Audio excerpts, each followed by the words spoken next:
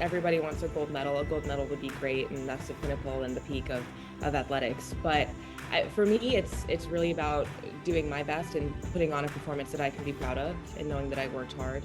When I came back from Tokyo Olympics with the bronze medal and a silver, I was very, very happy with that. And it's really all the outward kind of talk and chatter that you hear that makes you want that gold medal. And you're like, dang, well, I really got to go get that.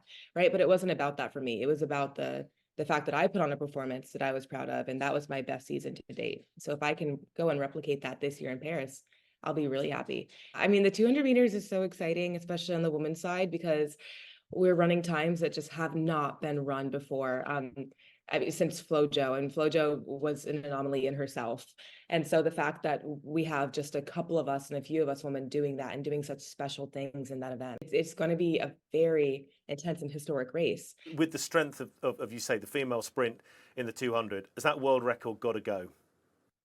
It's got to go. I personally think with the right conditions, you can't control for weather, but or the type of track you're running on. But given the right weather and the track, I think, yeah, that's going to be a really, really special event to watch. We lose a lot of girls in their late teenage years to sport, body image. You know exactly the video that you've posted. Can I ask why you thought it was important to put out there, but also just the messaging? Sports provide so many opportunity for women, and especially younger girls and the younger generation. And when they're not encouraged to continue, or they feel, less than for continuing sports, especially due to body image, it's really sad. And it's unfortunate that society just has us in this place where you have to even worry about that. I used to think about it when I was younger all the time too, just how I would look and what sports would do to my body, and just afraid of being judged for doing it. But it's provided so much for me, and I've gained so much because of sports. I've gained community, I've gained education, I've gained personal growth. And so I would hate to see any type of younger girl lose out on those opportunities. A tweet from yours not so long ago, on imposter syndrome, and it's a real simple question. I'm not trying to make any link here, but what do you mean? What? I want you to explain, because how you're one of the stars of track and field, but just explain. You put that tweet out, imposter syndrome. What did you mean by that?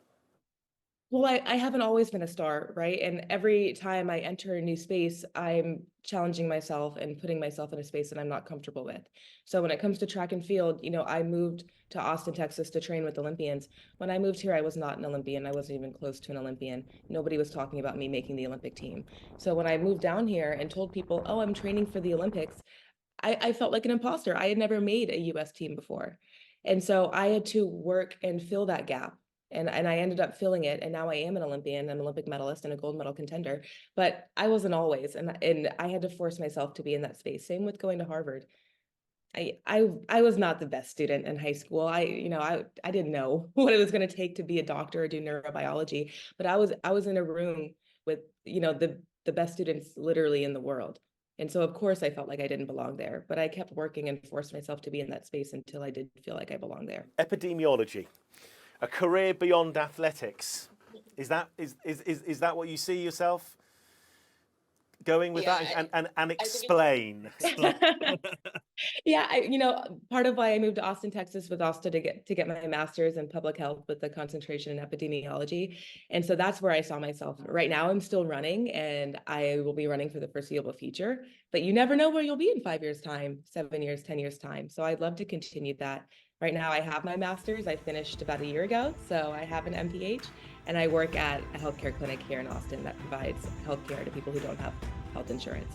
So staying in the space, still making a difference, and would definitely like to continue that after I retire from running.